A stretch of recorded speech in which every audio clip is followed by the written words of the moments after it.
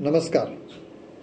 आजचा हा विषय जो आहे की वैद्यकीय क्षेत्रामध्ये नवीन नवीन शाखांमध्ये खूप ऑपरेशन्स किंवा शस्त्रक्रिया केल्या जातात आणि बऱ्याच वेळा शस्त्रक्रिया केल्यानंतर जखम नीट भरून आल्यामुळे शस्त्रक्रियेचं ज्या प्रमाणात यश मिळायला पाहिजे ते यश न मिळाल्यामुळे चांगल्या सर्जनने चांगली शस्त्रक्रिया जरी केली तरी जखम नीट भरल्यामुळे अनेक वेळा त्या शस्त्रक्रियेमध्ये वैग्य राहण्याची शक्यता असते.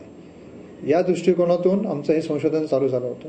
गेली 10 वर्षे या विषयाचा सतत अभ्यास केल्यानंतर असं लक्षात आलं की इंडियन सिस्टम ऑफ मेडिसिन्स किंवा भारतीय वैद्यकशास्त्रामध्ये अनेक वनस्पतींचा उल्लेख केला जातो की ज्यामध्ये या जखमा चांगल्या आणि व्यवस्थित भरून याव्यात यासाठी त्यांचा उल्लेख केला जातो.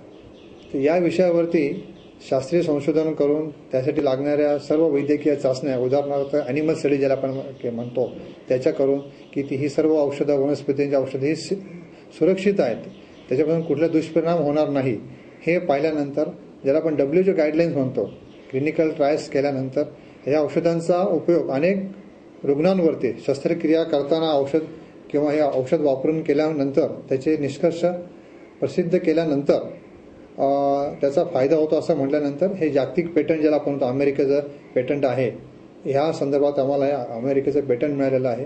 ह्याच्यामुळे सर्व वैद्यकीय शास्त्रांमध्ये जेव्हा जेव्हा ऑपरेशन्स केली जातात त्या ठिकाणी ह्या औषधांचा उपयोग होऊ शकेल. याचबरोबर या व्यतिरिक्त इतर काही जखमा होतात म्हणजे डायबेटिक फूट किंवा कापलं जाणे, भाजणे या जखमांवरती देखील या औषधांचा चांगला उपयोग होऊ शकतो. या स्वरूपाचं संशोधन माझ्या माहितीनुसार तरी की ज्यामध्ये ऑपरेशन करताना असं काही औषध टाकलं जातं की ज्याच्यामुळे जखमा लवकर भरून येतील असं माझ्या तरी काही पाहण्यात आलेलं नाहीये. तर ह्या संशोधनामुळे भारतीय वैद्यकीय शास्त्राला जागतिक मान्यता मिळेलच, त्याचबरोबर असंख्य लाखो रुग्णांचा या पेटंटच्या औषधामुळे फायदा होऊ शकेल असं मला विश्वास आणि खात्री वाटते. धन्यवाद. डायबेटिक्स पेशंट करता विशेष फायदा होईल का? हो, डायबेटिक पेशंट्समध्ये ज्याला आपण जखमा म्हणतो ते लवकर भरून येत नाहीत. एक तर रक्तामध्ये साखर वाढणे, रक्तपुरवठा नसणे.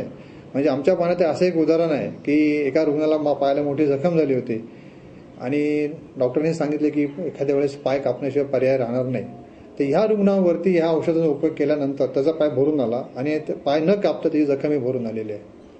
आर्थिक दृष्ट्या काय ह्याचा जर समजा आपण त्याचं आर्थिक गणित जर पाहिलं तर एक तर अशा स्वरूपाची औषधं उपलब्ध नाही आहेत. ही औषधं भारतीय वनस्पतीमधून केल्यामुळं मार्केटमध्ये किंवा बाजारात जी इतर औषधं उपलब्ध त्याच्यापेक्षा याची किंमत खूपच कमी, तुलनेने स्वस्त व सर्वसामान्य लोकांना नक्कीच परवडण्यासारखी राहील.